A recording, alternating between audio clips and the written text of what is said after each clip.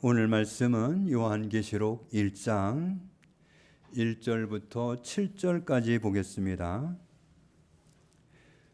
요한계시록 1장 1절부터 7절 말씀입니다. 예수 그리스도의 계시라. 이는 하나님이 그에게 주사 반드시 속히 일어날 일들을 그 종들에게 보이시려고 그의 천사를 그 종 요한에게 보내어 알게 하신 것이라. 요한은 하나님의 말씀과 예수 그리스도의 증거 곧 자기가 본 것을 다 증언하였느니라. 이 예언의 말씀을 읽는 자와 듣는 자와 그 가운데에 기록한 것을 지키는 자는 복이 있나니 때가 가까움이라. 요한은 아시아에 있는 7 교회에 편지하노니 이제도 계시고 전에도 계셨고 장차 오실 이와 그의 보좌 앞에 있는 7 영과 또 충성된 증인으로 죽은 자들 가운데에서 먼저 나시고 땅의 임금들의 머리가 되신 예수 그리스도로 말미암아 은혜와 평강이 너희에게 있기를 원하노라.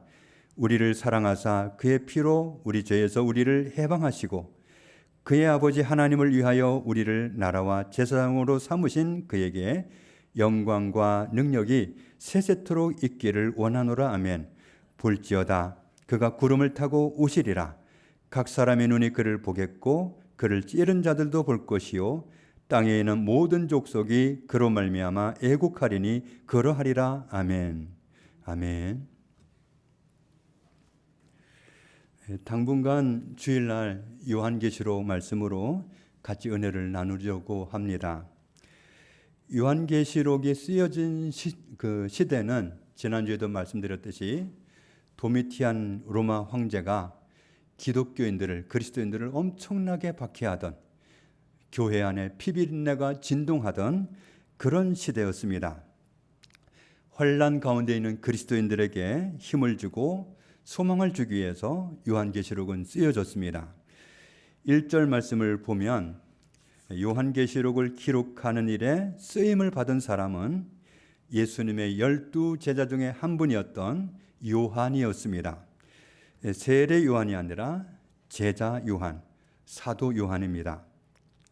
9절 말씀을 보면 요한은 교회의 지도자였기 때문에 잡혀가서 반모라고 하는 섬에 유배되어 있었습니다. 반모섬 주변으로 환난당하고 있는 7 교회가 있었습니다.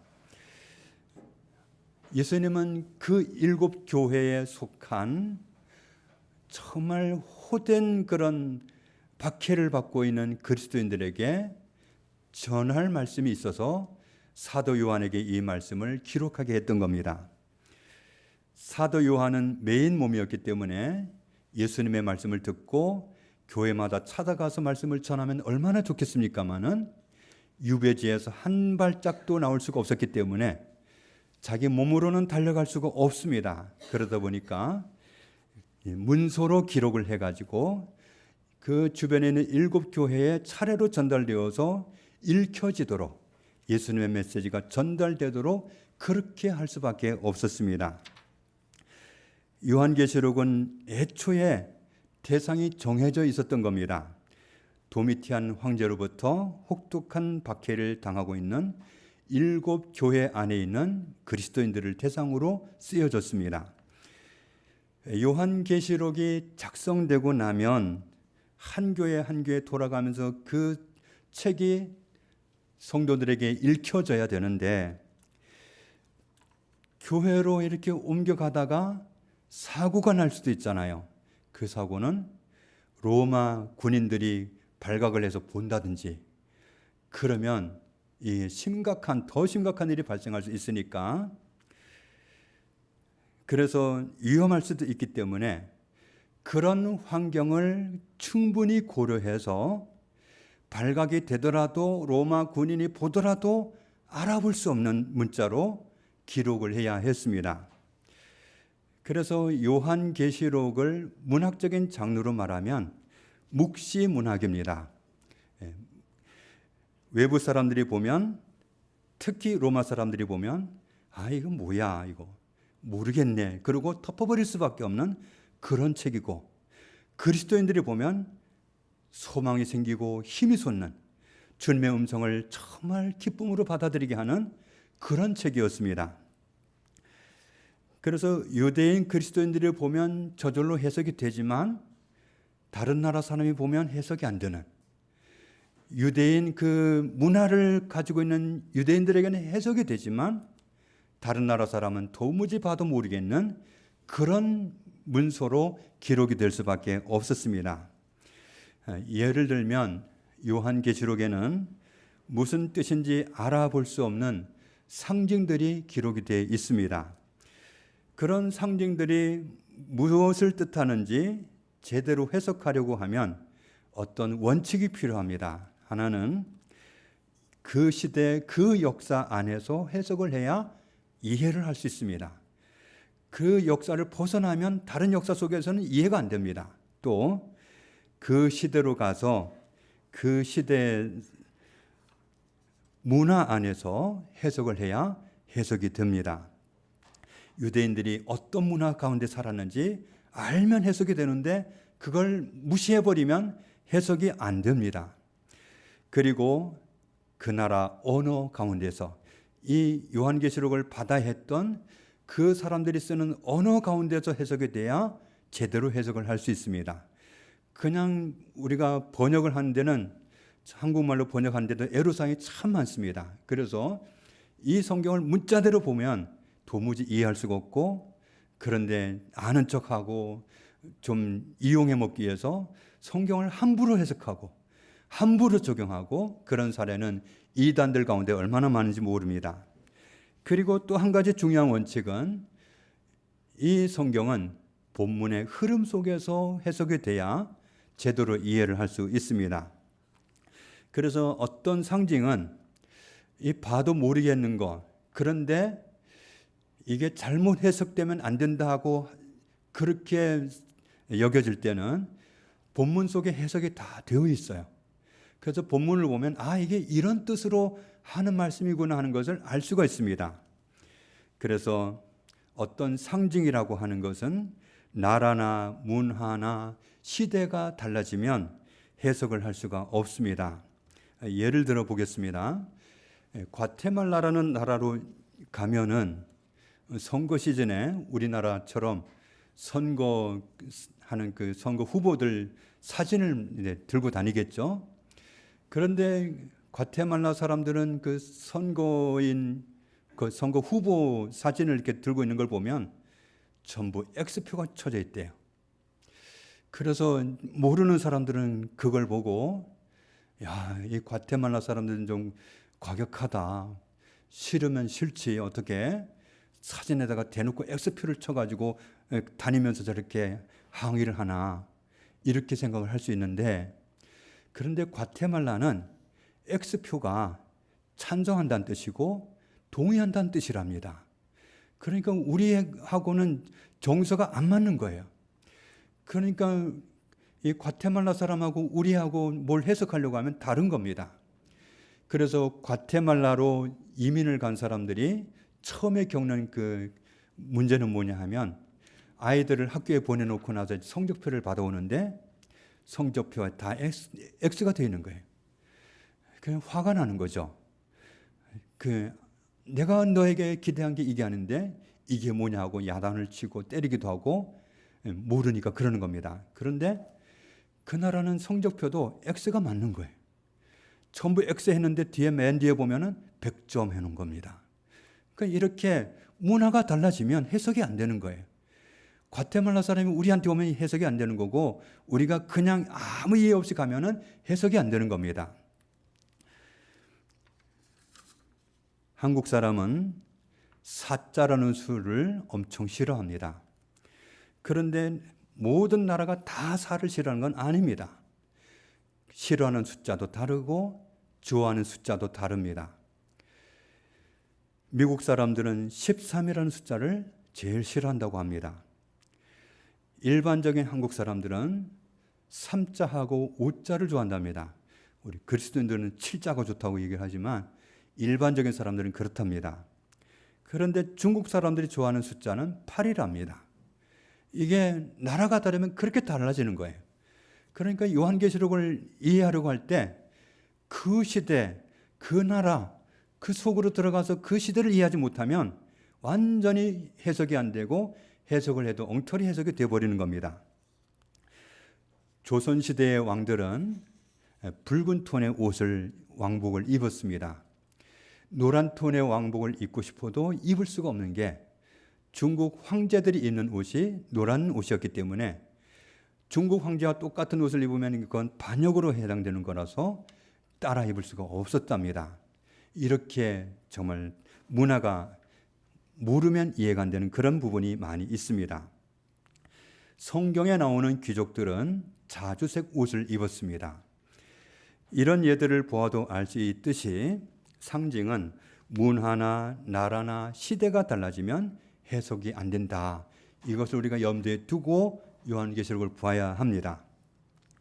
그래서 성경에 나와 있는 상징을 정확하게 해석하려면 자기 마음대로 의미를 부여해 놓고 해석을 하면 엉터리가 되는 겁니다. 그래서 제대로 해석하려면 그 성경이 기록된 역사 안에서, 그 시대의 문화 안에서, 그들이 사용하던 언어 안에서, 그리고 본문 말씀의 이 흐름을 따라서 해석이 돼야 삼천포로 빠지지 않고 정확하게 해석을 할 수 있습니다. 성경에서 예를 보겠습니다. 요한계시록 17장을 보면 또 7 대접을 가진 7 천사 중 하나가 와서 내게 말하여 이르되 이리로 오라. 많은 물 위에 앉은 큰 음녀가 받을 심판을 내게 보이리라. 알아듣기 어려운 말로 다 기록이 되어 있습니다. 중간에 보면 많은 물 위에 앉은 큰 음녀 이렇게 나와 있죠. 이걸 문자적으로 봐야 될까요? 아니면 그렇게 안 봐야 될까요? 어떤 사람들은 이것을 문자로 보고는 이건 틀림없는 자유여신상이다. 물 한가운데 있는 자유여신상을 폭파시켜야 된다. 이렇게 해석이 돼버리는 거예요. 그런데 그 시대를 간과하고 봐서 그렇습니다. 그 시대로 가서 봐야 되는데 그렇게 벗어나서 보면은 그런 말도 안 되는 해석을 하게 되는 겁니다. 그러면 여기서 말하는 맑은 많은 물이 문자 그대로 많은 물인지 아니면 상징인지 보겠습니다. 15절을 봅니다. 같이 읽습니다. 또 천사가 내게 말하되 네가 본 바 음녀가 앉아있는 물은 백성과 무리와 열국과 방언들이니라. 많은 물을 알고 봤더니 그냥 우리가 쓰는 물이 아니었어요. 이 로마 사람들이 못 알아보게 하려고 지금 다른 표현을 쓴 거예요. 그 많은 물은 사실은 진짜 물이 아니라 백성, 무리, 열국, 방언들, 수많은 나라들, 수많은 민족들 위에서 군림하고 있는 어떤 존재를 가리키기 위해서 이렇게 표현한 거예요.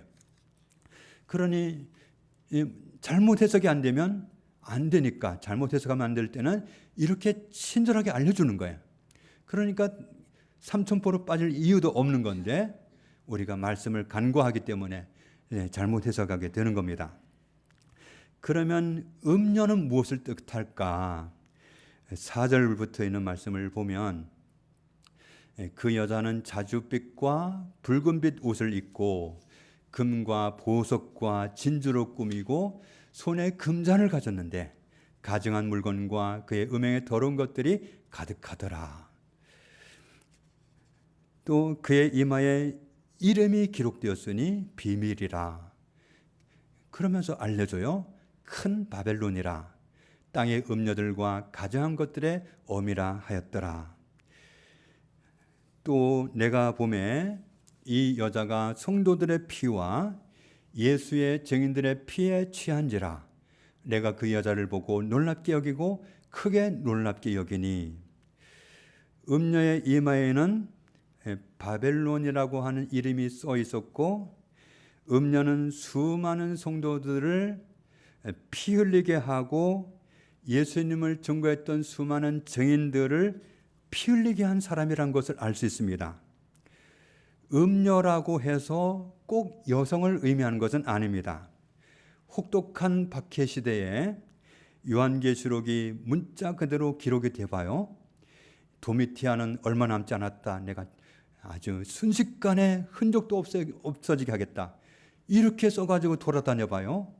그게 로마 군인한테 발견되면 교회가 어떻게 되겠어요? 그러니까 그렇게 노골적으로 기록을 못하고 상징을 써서 이렇게 표현했다고 하는 거. 그래서 이 요한계시록은 묵시문학에 해당된다는 것을 염두에 두고 우리가 봐야 합니다. 이제 우리도 이 음녀가 누구를 뜻하는지 어렴풋이 짐작을 할 수 있겠죠. 17장 4절을 보면 자줏빛과 붉은빛 옷을 입었다. 성경 시대에 이 신분이 높은 사람들이 그렇게 입었습니다. 왕족이라는 것을 알 수 있죠. 그리고 금이며 보석이며 진주며 금잔이며 온갖 부를 다 소유하고 있는 사람이니까 또한 왕이라는 것을 알 수 있습니다.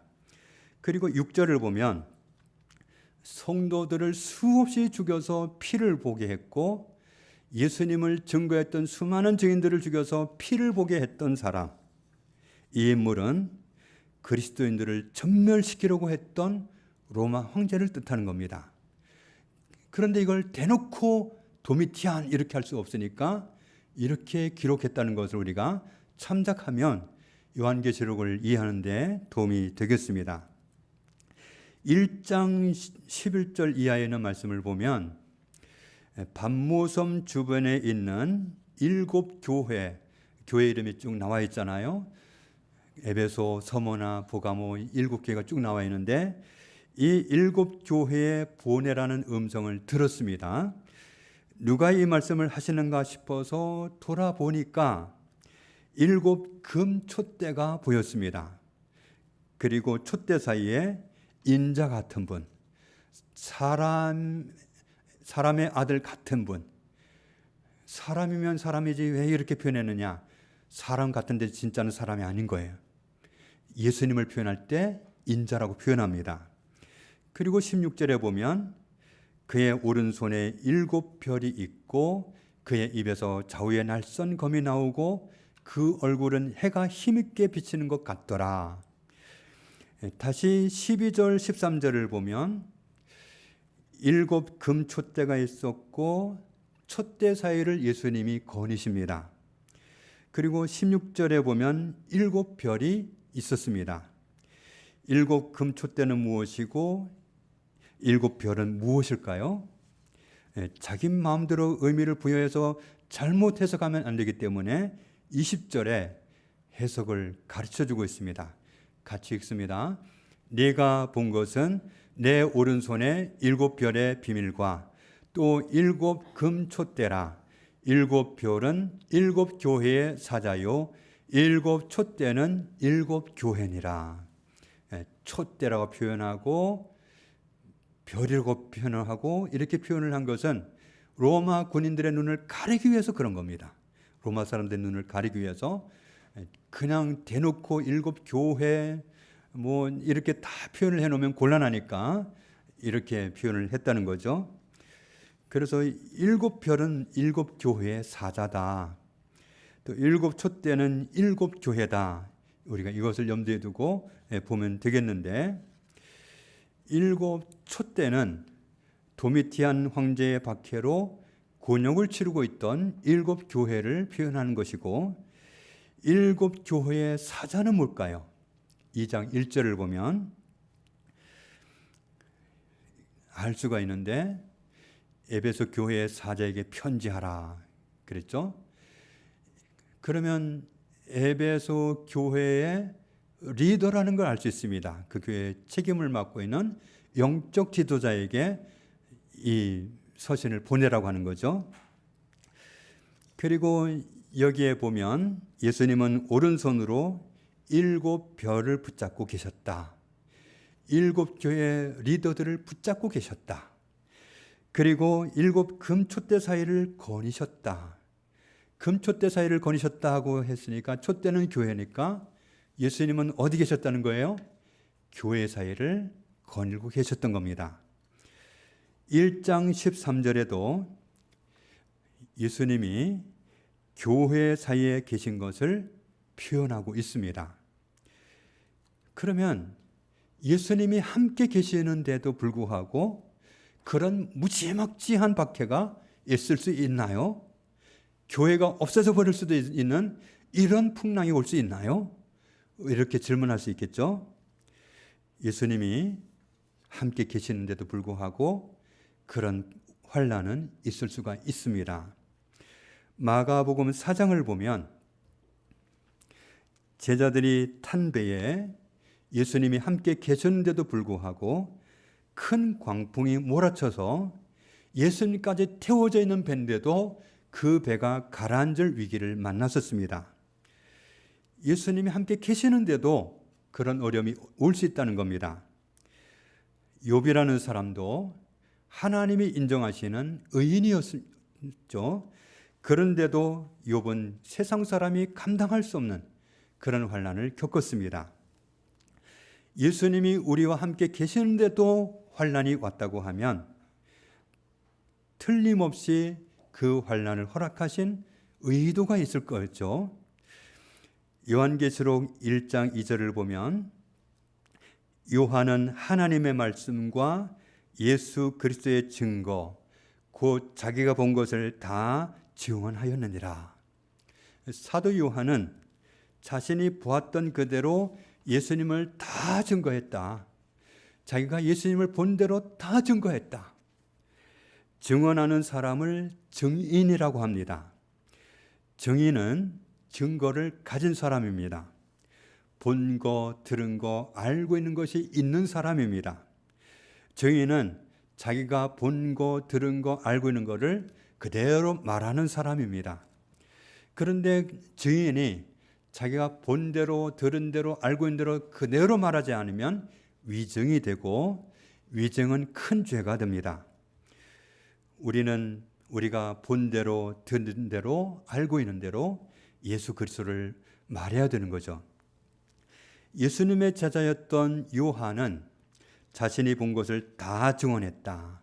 이렇게 표현을 했는데 이런 사람을 충성된 증인이라고 하겠죠. 사도 요한 시대에는 충성된 증인으로 살았기 때문에 박해가 왔습니다. 그런데 그 당시에 그리스도인들보다 먼저 충성된 증인으로 살았던 분이 계시는데 5절에 나와 있습니다. 5절 같이 읽겠습니다. 또 충성된 증인으로 죽은 자들 가운데에서 먼저 나시고 땅의 임금들의 머리가 되신 예수 그리스도로 말미암아 은혜와 평강이 너희에게 있기를 원하노라. 우리를 사랑하사 그의 피로 우리 죄에서 우리를 해방하시고. 예수님이 먼저 충성된 증인으로 살으셨습니다. 당신이 알고 있는 거, 당신이 본 거, 당신이 들은 거 100% 증거했다는 겁니다. 예수님이 만약에 당신이 본 거, 들은 거, 알고 있는 것을 그대로 증거하지 않았다면 그러면 위증이 됩니다. 그런데 예수님은 다 증거했습니다. 예수님도 충성된 증인으로 살으셨기 때문에 십자가에 못 박혀 죽임을 당하셨습니다. 세상에서 예수 그리스도에 대해서만큼은 위증하면 살 수 있습니다. 잘 모른다든지 나는 그런 양반 모른다든지 시치미를 떼면 살 수 있어요. 그런데 자기가 알고 있는 대로 예수님을 말하면, 자기가 본 대로 들은 대로 그대로 말하면 그러면 박해를 당할 수 있습니다. 요한이 반모라는 섬에 유배당하던 때에는 그리스도인들이 충성된 증인으로 살았기 때문에 박해를 받았습니다. 충성된 증인으로 살기를 포기하면 박해가 없습니다. 그런데 문제는 환난을 통해서 우리 주님은 이 사람이 알곡인지 가라지인지 그때 알게 됩니다. 마태복음 13장을 보면 가라지 비유를 예수님이 해석을 해주시는 부분이 나오는데 대답하여 이르시되 좋은 씨를 뿌리는 이는 인자요, 예수님이요. 밭은 세상이요, 좋은 씨는 천국의 아들들이요. 가라지는 악한 자의 아들들이요. 가라지를 뿌린 원수는 마귀요. 추수 때는 세상의 끝이요, 추수꾼은 천사들이니 그런즉 가라지를 거두어 불에 사르는 것 같이 세상 끝에도 그러하리라. 어떻게 되는가 하면은 인자가 그 천사들을 보내리니 그들이 그 나라에서 모든 넘어지게 하는 것과 또 불법을 행하는 자들을 거두어내어 풀무불에 던져 넣으리니 거기서 울며 이를 갈게 되리라. 그때의 의인들은 자기 아버지 나라에서 해와 같이 빛나리라. 귀 있는 자는 들으라. 알곡으로 분류됐다면 아버지의 나라에서 기쁨을 누리겠지만 거기서 가라지로 분류가 돼버리면 그러면 곤란하겠죠. 환난을 당할 때 성도는 그 내면이 드러납니다. 진짜 성도인지 아닌지, 진짜 그리스도인인지 아닌지, 진짜 하나님 백성인지 아닌지 그때 드러납니다. 요한계시록 1장 6절을 보면 같이 읽겠습니다. 그의 아버지 하나님을 위하여 우리를 나라와 제사장으로 삼으신 그에게 영광과 능력이 세세토록 있기를 원하노라. 아멘. 예수님이 우리를 예수님의 나라로 삼으셨고 제사장으로 삼으셨다고 말씀합니다. 베드로전서 2장 9절에도 동일한 말씀을 하고 있죠. 그러나 너희는 택하신 족속이요 왕같은 제사장들이요 거룩한 나라요 그의 소유가 된 백성이니 이는 너희를 어두운 데서 불러내어 그의 기이한 빛에 들어가게 하신 이에 아름다운 덕을 선포하게 하려 하심이라. 우리를 나라로 삼으셨다, 제사장으로 삼으셨다, 똑같이 말씀하고 있습니다. 우리를 하나님의 나라로 삼으셨다는 표현을 제대로 이해하려고 하면 그 시대에는 나라를 어떻게 보았는지, 나라를 어떻게 구별했는지 이것을 알아야 됩니다. 도미티안 황제가 박해하던 시대를, 그때가 어느 시대쯤인가 제가 오늘 아침에 그 시대 분류표를 한번 봤더니 우리나라는 고구려 백제 신라 삼국시대였어요. 지금은 나라와 나라를 구별하는 그런 기준이 국경선입니다. 스위스에 있는 제네바 공항을 가면 공항이 엄청 크다고 해요. 그런데 그 제네바 공항은 전부 스위스 공항이 아니랍니다. 3분의 1 정도의 경계선이 그어져 있대요. 3분의 1은 프랑스 거고 3분의 2가 스위스 거랍니다. 그래서 그 공항 바닥을 보면 3분의 1 지점에 경계선이 분명하게 그어져 있어서 여기는 프랑스 땅이구나, 여기는 스위스 땅이구나 하는 것을 다 알아볼 수 있도록 경계선이 그어져 있답니다. 지금은 나라와 나라 사이를 표시하는 게 국경선이지만 옛날에는 그런 방법이 없었기 때문에 산이나 바다나 강이나 계곡이나 이런 것들로 여기까지는 어느 나라 이렇게 보기도 했었고, 요한계시록 당시에는 나라의 경계를 땅에서 찾지 않고 사람에게서 찾았답니다. 집집마다 찾아다니면서 질문을 하는 거예요. 당신의 왕은 누굽니까? 이렇게 묻는 거죠. 당신의 왕은 누굽니까? 그러면 그 사람이 말하기를 나는 A 왕을 섬깁니다. 그러면 그 집은 A 왕의 나라라는 거예요. 또 옆집에 가서 물어보니까 자기도 A 나라래. 또 한참 가서 물어보니까 자기도 A 나라래. 또 가다 보니까 거기는 자기는 B 나라 왕을 섬긴대. 그럼 그 A 나라 왕을 섬긴다는 거기까지가 A 나라라는 거예요. B 나라 왕을 섬긴다는 거기서부터는 B 나라가 된다는 거예요. 그래서 사람이 어느 왕을 섬기느냐를 보고서 거기가 국경선이 된다는 거예요. 땅이 아니라 사람을 보고서 나는 A 왕을 따릅니다. 이 말은 A를 자기 왕으로 인정하고 그 왕의 통치를 받아들이는 것을 뜻합니다. 하나님을 왕으로 인정하고 하나님의 통치를 받아들인 사람이 하나님의 나라가 되는 겁니다. 하나님의 통치를 받아들인 사람이 하나님의 나라예요. 하나님의 통치와 주권 아래에 자신을 순복시키면 그 사람이 하나님의 나라입니다. 1904년 영국 웨일즈에 엄청난 부흥이 일어났습니다.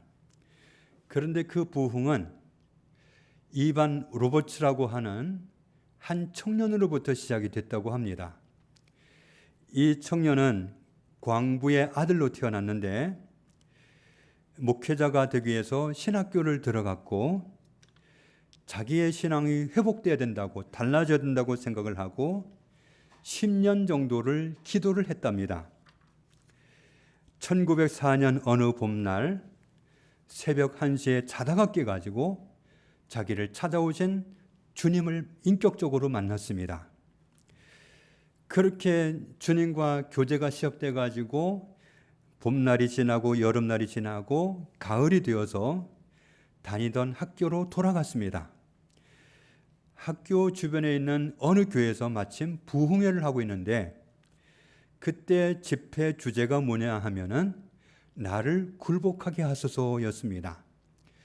그런데 그 말을 듣는 순간에 이반 로버츠가 정말 그렇게 된다고 자기도 생각을 하는 순간에 성령님이 음성을 들려주기를 너에게 필요한 것은 이것이다.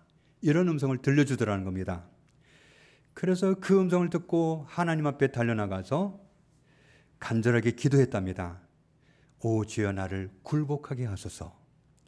주님께 나를 굴복케 하소서. 그게 유일한 기도 제목이었고 그것만 가지고 기도를 했답니다. 그러면서 그 기도하는 순간에 드는 생각이 뭐냐 하면 내가 지금 하나님께 나를 굴복시키지 않으면 심판의 날이 나에게 괴로운 날이 되겠구나. 그런 깨달음이 오더라는 겁니다. 오 주여 나를 굴복하게 하소서. 그 호소를 했던 청년의 기도를 시점으로 해서 웨일즈에 부흥이 일어나서 웨일즈 그 지역이 다 그리스도를 섬기는 경건한 나라와 같은 그런 지역이 되었던 겁니다. 이런 사건을 보면 부흥이라고 하는 것이 돈으로 되는 것도 아니고 시스템으로 되는 것도 아니라는 것을 알 수 있습니다. 하나님의 통치와 하나님의 주권을 받아들이는 곳에 부흥이 일어납니다. 예수님을 따르는 두 종류의 사람들이 언제나 있는데 제자가 있고 무리와 군중이 있습니다. 예수님에게 굴복하고 따르는 사람이 제자고 그렇지 않은 사람은 무리요 군중입니다. 순종을 요구하실 때 순종하는 사람은 제자고 무시하는 사람은 군중이고 무리입니다. 무리로 살아야 될지 제자로 살아야 될지 우리는 결론을 내려야 됩니다. 오늘 요한계시록 1장 5절에서 땅의 임금들의 머리가 되신 중간 부분에 그렇게 나와 있죠. 땅의 임금들의 머리가 되신 예수 그리스도로 말미암아 은혜와 평강이 너희에게 있기를 원하노라.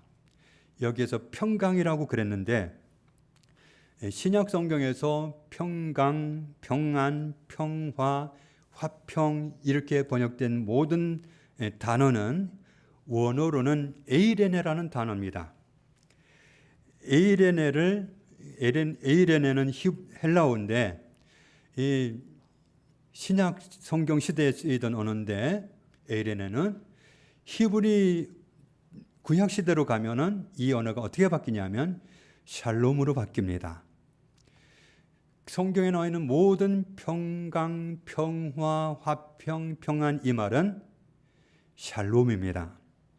그런데 로마 사람들은 이 평강, 평화 이런 말을 쓸 때 에이레나라는 말을 쓰지 않고 팍스라는 말을 썼답니다.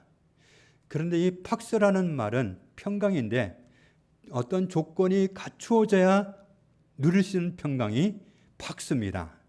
뭐가 갖추어져 있느냐 하면은 정치가 안정적이고 경제도 안정적이고 갈등이 없고 전쟁도 없고 그러면 팍스랍니다. 평강이라는 거죠.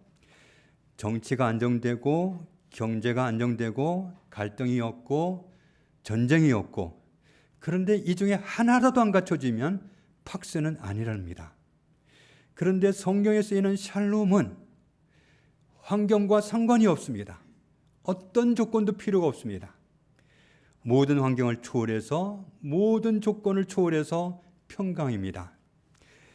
만왕의 왕 모든 임금들의 머리가 되시는 예수 그리스도를 모시고 살면서 그분이 주시는 평강은 어떤 조건도 어떤 상황도 가리지 않는 평강입니다. 예수님이 주시고자 하는 평강은 로마 사람들이 원했던 팍스가 아니라 상황과 환경에 구애 없이 누릴 수 있는 샬롬이었습니다. 그래서 요한복음 14장을 보면 예수님은 이렇게 말씀합니다. 같이 읽겠습니다. 평안을 너희에게 끼치노니 곧 나의 평안을 너희에게 주노라. 내가 너희에게 주는 것은 세상이 주는 것과 같지 아니하니라. 너희는 마음에 근심하지도 말고 두려워하지도 말라. 많은 그리스도인들이 하나님께 평강을 구하는데 팍스를 구합니다. 제발 요거 갖추어지게 해주세요. 그런데 주님이 주고 싶어 하시는 평강은 팍스가 아니라 샬롬입니다. 어떤 환경도 초월하는, 어떤 조건도 초월하는, 언제나 누릴 수 있는 그 평강을 주님은 주기를 원하십니다. 주님이 주고자 하는 평안은 팍스가 아니다. 세상이 준다고 하는, 세상 사람이 구하는 팍스가 아니다. 내가 너희에게 주고자 하는 것은 샬롬이다. 모든 조건 환경을 초월해서 언제나 누릴 수 있는 샬롬이다. 내가 너와 함께 있음으로 인해서 누릴 수 있는 샬롬이다. 이렇게 말씀하신 겁니다. 예수님을 나의 왕으로 삼고 그분의 통치에 나를 굴복시킬 때 나는 하나님의 나라가 됩니다. 그리고 내게는 하나님의 샬롬이 임하게 됩니다. 누구를 왕으로 섬기시겠습니까? 오늘 요한계시록 1장 6절에 예수님은 우리를 나라와 제사장으로 삼으셨습니다. 예수님을 왕으로 삼고 예수님께 굴복하고 사는 사람이 하나님의 나라입니다. 제사장을 삼으셨다는 것은 우리에게 하나님을 만날 수 있는 자격을 주셨다는 것을 뜻합니다. 뿐만 아니라 제사장은 다른 사람들을 하나님을 만날 수 있도록 돕는 역할도 합니다. 우리를 은혜로 예수님의 나라, 예수님의 제사장으로 삼아주셨습니다. 우리도 예수님을 왕으로 인정하고 받아들이고 굴복하는 그런 삶으로 진정한 예수님의 나라와 제사장으로 사는 저와 여러분이 되시기를 주님의 이름으로 축복합니다. 주님 감사합니다. 우리를 기적적으로 구원하셔서 하나님을 왕으로 모시는 하나님의 나라로 삼아주시고 하나님을 언제라도 뵐 수 있는 제사장 삼아주신 것 감사합니다. 어떻게 은혜 입은 사실을 항상 염두에 두게 하시고 예수님의 그 왕되심에 굴복하고 그 통치 아래 거함으로 인해서 진정한 예수님의 나라로, 진정한 하나님의 나라로 그렇게 살아갈 수 있도록 은혜 베풀어 주옵소서. 예수님 이름으로 기도합니다. 아멘.